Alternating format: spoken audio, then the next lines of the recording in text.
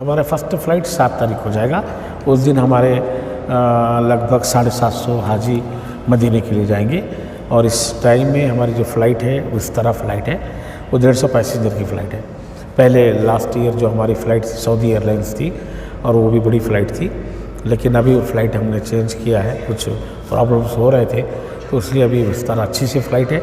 और इन्होंने कहा है कि यहाँ से इस बार कोई प्रॉब्लम ऐसा नहीं होगा, हर हाजी को सहूलत करके देंगे। मैं माजिद, आप देख रहे हैं आपकी आवाज़। आज हम पहुँचे हैं बेंगलुरु के हज भवन में, जहाँ से आने वाली 6 तारीख़ के दिन यहाँ से हाजियों की फ़्लाइट, पहली फ़्लाइट 7 तारीख़ को है, 6 तारीख़ के दिन यहाँ से इनाग्रेशन होगा और यहाँ पर सीएम और डिप्टी सीएम और सारे लीडर्स यहाँ पर आएंगे। अभी हमारे साथ बात करने के लिए मौजूद हैं हज भवन के चेयरमैन साहब रऊफुद्दीन कचेरी वाला साहब।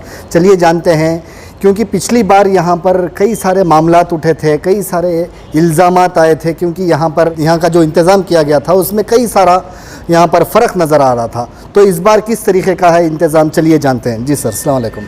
वालेकुम सलाम। सर बताइए, अभी यहाँ पर जो है आने वाली 6 तारीख़ के दिन यहाँ पर इनाग्रेशन है, तो क्या इंतज़ाम रहेगा सर? क्योंकि पिछली बार कई सारे यहाँ पर मसले उठे थे, कई सारे प्रॉब्लम्स भी आए थे, तो इस बार कैसे रहेगा सर?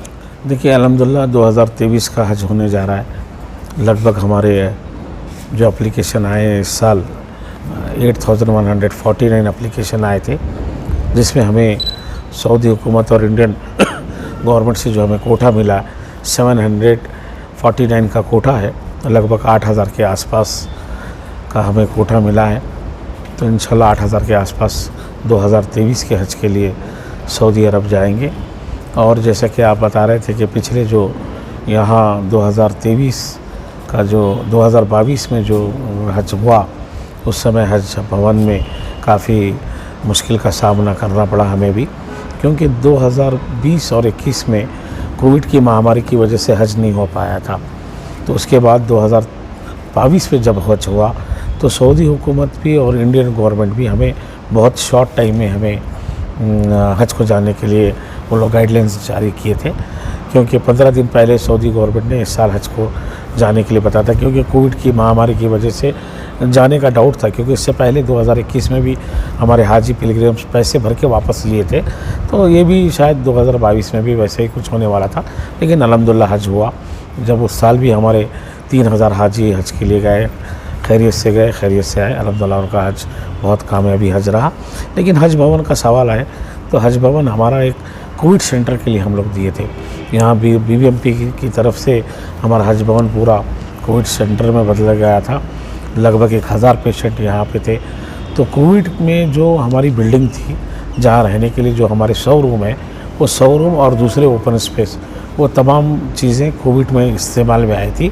उस वजह से काफ़ी वाशरूम डैमेजेस हो गए थे और कुछ बिल्डिंग के दूसरे चीज़ें, डोर्स वगैरह काफ़ी चीज़ें वो डैमेज हो गए थे कोविड सेंटर की वजह से। तो हमें जब टाइम दिया गया था 15 दिन पहले, तो तुरंत हमने कोविड सेंटर को खाली करा के बिल्डिंग अपने हैंड ओवर लेके काफ़ी रिपेयरिंग की है, काफ़ी काम था। तो उस टाइम में थोड़ा वाशरूम्स वगैरह का प्रॉब्लम हुआ था। तो उसके बाद भी हम लोग काफ़ी मैनेज किए। और दूसरी बात ये थी कि हमारा बहुत शॉर्ट टाइम में हमारे हाजी यहाँ से सऊदी अरब के लिए जा रहे थे, कि जैसा कि एक टेस्ट 72 आवर्स बिफोर हम हाजी को बुलाना था, क्योंकि उनका टेस्ट था। और दूसरी बात, 3 दिन पहले जब हाजी को हम यहाँ रख रहे थे और हर दिन 900 पैसेंजर यहाँ से सऊदी अरब जा रहे थे, तो लगभग हमारे पास 1000 से 1500 लोग रह रहे थे, जबकि हमारे पास रहने के लिए हम 600 से 700 लोगों का अरेंजमेंट्स है। जब लोग एक्स्ट्रा आने से भी हम मस्जिद के ऊपर और भी अलग अलग पोर्शंस पे हमने उनको पार्टीशंस करके रखने की कोशिश की, लेकिन कुछ चीज़ें डैमेजेस कोविड सेंटर की वजह से हमें सामना करना पड़ा। तो इस बार क्या सर, इस बार वो सारी चीज़ें रेक्टिफाई हो गई है, क्या हुआ है? वही तो, अभी इस साल हम अल्हम्दुलिल्लाह काफ़ी अच्छे बड़े पैमाने पे हम लोग तैयारी किए हैं। जैसा कि हमारे पास 100 रूम्स है, जिसमें पहले 25 रूम हमारे पास सेंट्रल AC थे, अभी 75 रूम में हमने AC लगवाया है। काफ़ी डोर्स, रिपेयरिंग, वाशरूम्स का जितने भी प्लानिंग और भी जो चीज़ थी उसको पूरा हमने तैयार कर चुके हैं। अल्हम्दुलिल्लाह पूरा तैयार है और आने वाले 6 तारीख को उसका इनाग्रेशन होने जा रहा है, जिस इनाग्रेशन में CM सिद्धरामैया जी, डिप्टी CM हमारे DK शिव कुमार जी और हमारे माइनॉरिटी हज के मिनिस्टर रहीम खान साहब और विजिट ज़मीर खान साहब, पिछली बार देखा गया कि तमाम यहाँ लोग पर यहाँ रहेंगे। आपकी सरकार रही, अभी कांग्रेस की सरकार है, आप अभी भी यहाँ पर चेयरमैन हैं। पिछली बार बम्बई आए थे, क्या इस बार भी बम्बई आएंगे? देखिए, उस टाइम बसवराज बोम्मई जी सीएम थे और मैंने इनविटेशन दिया, वो इनविटेशन को कबूल किए, काफ़ी समय हज भवन में दिए इनाग्रेशन में। तो अभी जितने भी लीडर्स हैं हम तो इनविटेशन देंगे, लेकिन इंशाल्लाह कोशिश करेंगे अब बुलाने की। ये हज भवन को इनविटेशन देने के बाद आ ही आता है, तो मुझे उम्मीद है सभी लीडर्स आएंगे। तो अभी कैसा सर, कांग्रेस और बीजेपी मिलकर यहाँ पर काम कर रहे हैं, तो क्या सर काम? नहीं, देखिए, पार्टी का एक प्लेटफॉर्म अलग है। ये मैं तो भारतीय जनता पार्टी का कार्यकर्ता हूँ, भारतीय जनता पार्टी ने मुझे चेयरमैन बनाई, चेयरमैन की हैसियत से मैं काम कर रहा हूँ। जब चेयरमैन हूँ तो मैं समाज का, कम्युनिटी का चेयरमैन हूँ। मैं कोई पार्टी से उतना संबंध नहीं होता है, क्योंकि मुझे समाज की जिम्मेदारी, हाजियों की जिम्मेदारी, हज कमेटी की जिम्मेदारी है। यहाँ हर पॉलिटिशियन आ सकता है, हर पार्टी के लोग आ सकते हैं, हर पार्टी के लोगों को मैं उसी लेवल से देखना पड़ता एक हाजी के रूप में। तो ऐसी बात नहीं है, सरकार बदलती है, सरकार वो बात और है, लेकिन मेरा समय अभी है हज कमेटी चेयरमैन का। मैं एक चेयरमैन की हैसियत से काम करूँगा, पार्टी का एक प्लेटफॉर्म अलग है। तो और एक बात यहाँ पर सुनने को मिली, शायद सच है या नहीं पता नहीं, क्योंकि यहाँ पर जो हाजी आते थे पिछली दफ़ा, तो यहाँ पर क्राउड ज़्यादा होकर बहुत सारा प्रॉब्लम हो रहा था। तो अभी जो हाजियों के साथ आते हैं उनको अंदर अलाउ है या उनको बाहर ही रहना पड़ेगा? नहीं, अभी जो कैंपस के अंदर है सिर्फ हम लोग हाजी को अलाउ करेंगे। हाजी आएंगे, हाजी के लिए उनका पूरा रिपोर्टिंग होगा, उनका ट्रांसपोर्ट लगेज होगा, उनका जितना भी जो हम लोग रूम अलॉटमेंट करेंगे, उनके फूड के टोकन्स देंगे। सिर्फ हज कैंप में हम हाजी को अलाउ किए हैं। इसके बाजू में जो हमारे कॉलेज का ग्राउंड है, वहाँ पे हम लोग बहुत से बड़े शेड मारे हैं, जहाँ लेडीज़ के लिए रहने का अलग, जेंट्स के लिए रहने का अलग, वहाँ पे एक मस्जिद का इंतज़ाम। तो वो अरेंजमेंट हमने बाहर स्पेस में किया है, क्योंकि लोगों को तकलीफ़ नहीं हो रहा है। अभी एक अच्छी बात भी है कि हमारे ज़मीर खान साहब जो है, जितने भी वॉलंटियर्स जो भी बाहर के लोग आते हैं, उनको खाने का भी इंतज़ाम किए 3 टाइम, यानी कि दंगल टाइप की है। सुबह मॉर्निंग ब्रेकफास्ट, दोपहर में लंच, डिनर, जो भी आएगा उनको खाने का वहाँ इंतज़ाम किए। हम पूरे हाजियों को यहाँ हज कमेटी की तरफ से खाने का इंतज़ाम करते हैं। तो वो बारिश भी थी और बहुत कम वक्त था, तो इस तरह का हुआ। लेकिन अभी जो हम कॉलेज जो लिया है, शरीफ साहब का जो कॉलेज है बाजू में, वो बहुत बड़ा कैंपस है। उस कैंपस में ऑलरेडी हमारा टेंट वगैरह जो भी है काम चल रहा है, बहुत अच्छे पैमाने पे हम लोग वो अरेंजमेंट करवा रहे हैं। तो यहाँ पर जो भी हाजी के साथ आएंगे वो छोड़कर बस चले जाना? हम लोग, हमारे यहाँ पे वॉलंटियर्स रहेंगे, यहाँ वॉलंटियर्स और जो सिक्योरिटी रहेगी, जो हाजी जाएंगे उन्हीं को हम लोग अंदर एंटर करेंगे, उन्हीं का पूरा अरेंजमेंट कराएंगे, क्योंकि हम लोग हाजी को अच्छा से अच्छा अरेंजमेंट करना चाहते हैं। क्योंकि एक इतिहास है बेंगलुरु का, क्योंकि जब भी हाजियों का मामला आता है तो यहाँ के वॉलंटियर्स, यहाँ की हज कमेटी, यहाँ के मिनिस्टर्स काफ़ी अच्छी खिदमत करते हैं। तो ये काफ़ी अच्छा नाम भी होता है, हाजियों को भी बहुत अच्छी से अच्छी सहूलतें देते हैं। तो वैसे ही हमको करना है, क्योंकि जब हाजी आते हैं तो हज हाउस में हाजी हमारा हो जाता है, तो उनको रहने के लिए अच्छा सा अरेंजमेंट, उनके लिए ट्रांसपोर्टिंग का लगेज के अरेंजमेंट, उनके हेल्थ के लिए हम लोग हेल्थ के अलग अलग काउंटर्स लगवाए हेल्थ चेकअप के लिए, और उनके रिया लेने के लिए बैंक के काउंटर्स है, और यहाँ पे हॉस्पिटलिटी है, और उनके रहने के लिए रूम है। टोटल इस बार कितने हाजी हैं सर? 7,948, लगभग 8,000 हाजी इस समय बेंगलुरु से जाएंगे।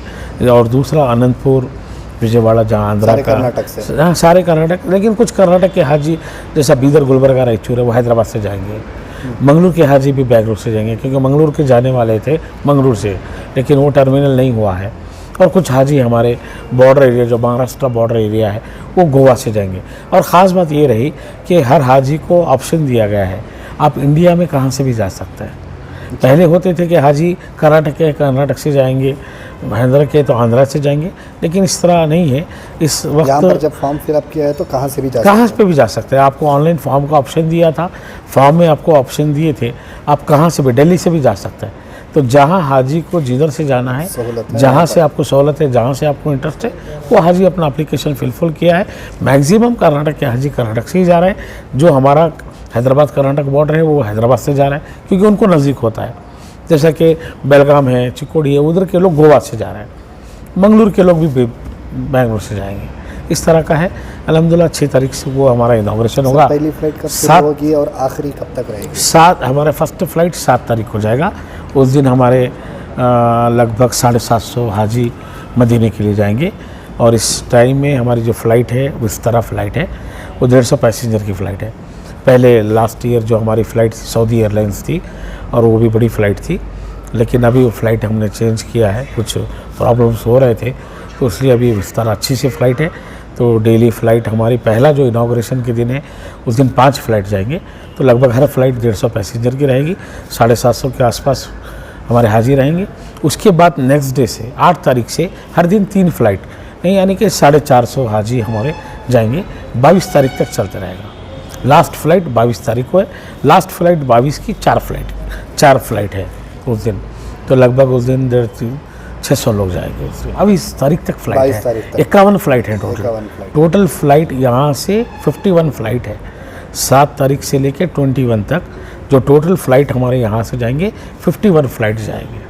जी शुक्रिया। तो ये थे ये रऊफुद्दीन कचेरीवाला साहब, हज भवन के जो चेयरमैन हैं। उनका कहना है यहाँ से तकरीबन 8000 हाजी जाएंगे। जो पिछली दफ़ा यहाँ से कई सारे हाजियों को जो प्रॉब्लम्स हुआ था, इस बार इन्होंने वादा किया है और इन्होंने कहा है कि यहाँ से इस बार कोई प्रॉब्लम ऐसा नहीं होगा, हर हाजी को सहूलत करके देंगे। तो चलिए आगे की हम तफसीलात इसी तरीके से हज भवन की बताते रहेंगे। आप बने रहिए आपकी आवाज़ के साथ। मैं माजिद मुनव्वर।